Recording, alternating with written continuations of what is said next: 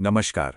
रामायण एक ऐसा महाकाव्य है जिसकी कहानियां हम सबने सुनी हैं, लेकिन क्या उन सदियों पुरानी कहानियों में आज की जिंदगी के लिए भी कोई सबक छिपे हैं? चलिए आज इसी पर बात करते हैं और रामायण के ज्ञान को आज के दौर में समझने की कोशिश करते हैं। तो चलिए शुरू करते हैं। और शुरुआत एक बहुत ही दिलचस्प बात से करते हैं। एक ऐसी चीज जो रामायण के हीरो और विलन दोनों को एक साथ जोड़ती है। ये सवाल थोड़ा अजीब लग सकता है ना? राम और रावण में क्या कॉमन था? उनके नाम, दोनों के नाम एक ही अक्षर से शुरू होते हैं, रा। और आप यकीन नहीं करेंगे, इसी एक अक्षर में एक बहुत गहरा मैसेज छुपा हुआ है। अब ये देखिए, यही है वो पूरा खेल। रा के बाद या तो मां जुड़ता है और बनता है राम, या फिर रा के बाद जुड़ता है वन और बन जाता है रावण। ये रामायण का शायद सबसे बड़ा सबक है कि जिंदगी हर पल हमें एक चॉइस देती है। एक रास्ता मां यानी मंगल और अच्छाई की तरफ जाता है, और दूसरा रास्ता वन यानी विनाश और अहंकार की तरफ। चुनना हमें होता है। तो चलिए पहले राम की बात करते हैं। उन्हें मर्यादा पुरुषोत्तम कहा जाता है, पर क्यों? आखिर ऐसा क्या था उनमें कि उन्हें ये उपाधि मिली? इसका जवाब असल में इसी उपाधि में ही छिपा है। मर्यादा पुरुषोत्तम, इसका मतलब है वो सबसे उत्तम पुरुष जो हमेशा अपनी मर्यादा, अपनी सीमाओं में रहा। देखिए, वो सिर्फ एक महान इंसान नहीं थे, बल्कि वो संयम को समझते थे। वो जानते थे कि असली ताकत क्या होती है, और ये आज के दौर के लिए, खासकर लीडर्स के लिए, एक बहुत बड़ा सबक है। असली पावर ताकत दिखाने में नहीं, बल्कि ये जानने में है कि उसे कब और कहां इस्तेमाल नहीं करना है। और यही थी राम की फिलॉसफी। शक्ति होने का मतलब ये नहीं है कि उसका इस्तेमाल करना ही है, चाहे सामने विशाल समंदर हो या फिर सबसे बड़ा दुश्मन रावण। उन्होंने हमेशा पहले संयम दिखाया। और ये सिर्फ कहने की बात नहीं थी, उन्होंने इसे अपनी जिंदगी में करके दिखाया। पिता के एक वचन के लिए अपना राजपाट छोड़ दिया, समंदर से भी पहले रास्ता मांगा, सीधे हमला नहीं किया। यहां तक कि रावण को भी युद्ध से पहले शांति का मौका दिया। एक बेटा, भाई, पति और राजा, हर रोल में उन्होंने इसे निभाया। हमेशा टकराव को टाला और कर्तव्य को सबसे ऊपर रखा। एक सच्चे लीडर की यही तो पहचान है। अब आगे बढ़ते हैं। राम की ये जो ताकत थी ना, वो सिर्फ उनकी अकेले की नहीं थी। उनकी इस ताकत को कई गुना बढ़ा दिया था उनके भाई लक्ष्मण ने। कहते हैं, और ये बड़ी खूबसूरत बात है, कि राम अपने लक्ष्य तक इसलिए पहुंच पाए क्योंकि उनके साथ लक्ष्मण थे। सोचिए, उनके नाम में ही उनका मकसद छिपा है। ये आज के ज़माने में जिसे हम टीम वर्क कहते हैं ना, उसका शायद सबसे बड़ा और सबसे पुराना उदाहरण है।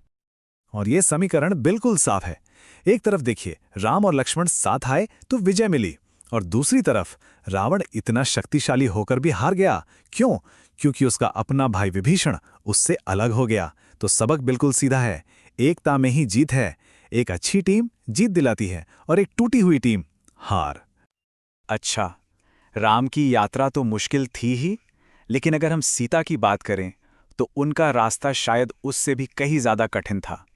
और उनकी शक्ति, वो तो बहुत ही कम उम्र में ही दिखने लगी थी। सिर्फ 6 साल की उम्र में, जरा सोचिए इस बात को, सिर्फ 6 साल की उम्र में उन्होंने कुछ ऐसा कर दिखाया था जो बड़े बड़े महारथी भी नहीं कर पाए थे।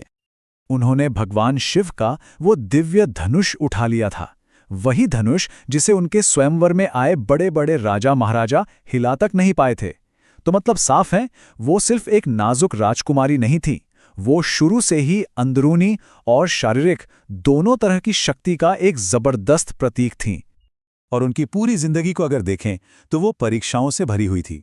मिथिला की राजकुमारी से लेकर राम के साथ 14 साल का वनवास, फिर रावण की कैद में अशोक वाटिका में रहना, उसके बाद अग्नि परीक्षा देना, और आखिर में एक आश्रम में अकेले अपने दोनों बेटों को पालना।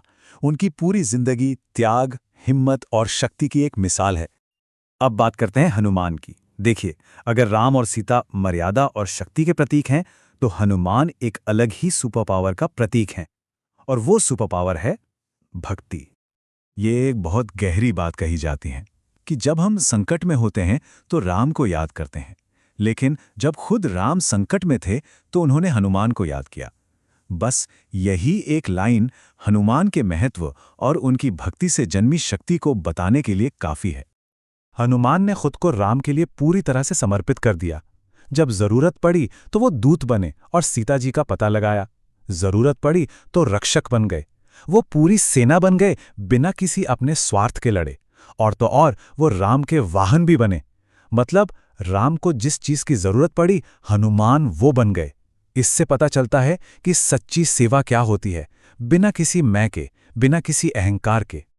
तो इन सारी बातों का, इन सभी किरदारों का आज के लिए क्या मतलब है? देखिए, ये किरदार सिर्फ कहानी की किताबों में नहीं है। ये वो रोल हैं, वो भूमिकाएं हैं जिनकी हम सबको अपनी जिंदगी में जरूरत पड़ती है, और कई बार हमें खुद ये भूमिकाएं निभानी भी पड़ती हैं। हम चाहे कंपनी चला रहे हों, एक परिवार, या सिर्फ अपनी जिंदगी को दिशा दे रहे हों, हम सब अपने अपने दायरे के राजा हैं। और सवाल यही है कि क्या हम अपने इस राज में राम जैसे गुण ला सकते हैं? तो चलिए कुछ सवाल सोचते हैं। सबसे पहला सवाल, हमारी जिंदगी में राम कौन है? वो कौन है जो हमें सही गलत का रास्ता दिखाता है, जो हमारा मार्गदर्शक है? दूसरा सवाल, हमारा लक्ष्मण कौन है? वो कौन है जो बिना किसी सवाल के पूरी वफादारी के साथ हमारे साथ खड़ा रहता है, हर मुश्किल में? और तीसरा सवाल, हमारा हनुमान कौन है? वो कौन है जो जरूरत पड़ने पर बिना कुछ सोचे, बिना किसी स्वार्थ के, बस सेवा और मदद के लिए आगे आ जाता है?